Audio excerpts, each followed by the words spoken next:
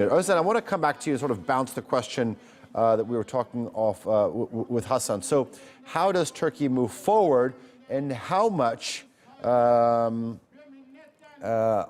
should they expect from their European partners?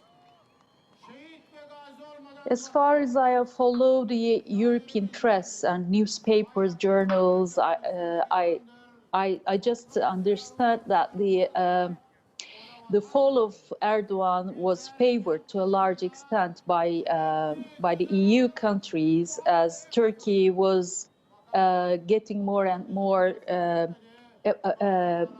falling apart from EU. And Turkey, especially beginning with 2013, was very much seen as undemocratized country under the dictatorship of President Erdogan and the then Prime Minister Erdogan. Therefore, I'm just saying that the Turkish people were very much disappointed by EU's stance or approach to this resistance against the putschists. Because there is a rising populism in EU, unfortunately. In parallel with this, Turkey and EU fell apart from each other. This is very sad because, personally speaking, I always favored Turkey's integration with the EU and Turkey's rapprochement with the EU countries. But with the Syrian crisis, we see, unfortunately,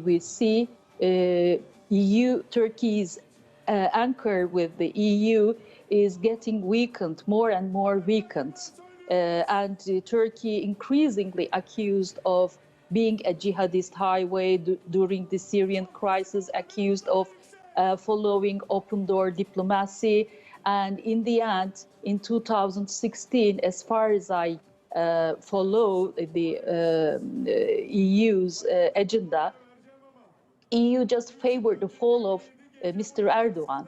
And therefore, in my opinion, they remained silent in the face of the failed coup attempt on the 15th July in 2016.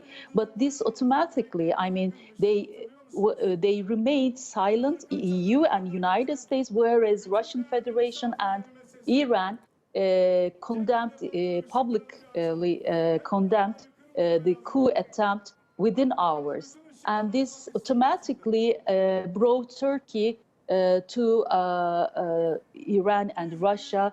And therefore, I just wanted to explain how the Astana process started, how the operation started, and the Afrin operation. Owing to Russia, Russia opened the airspace in Afrin, and Turkey could control the Syrian territories adjacent to its own border.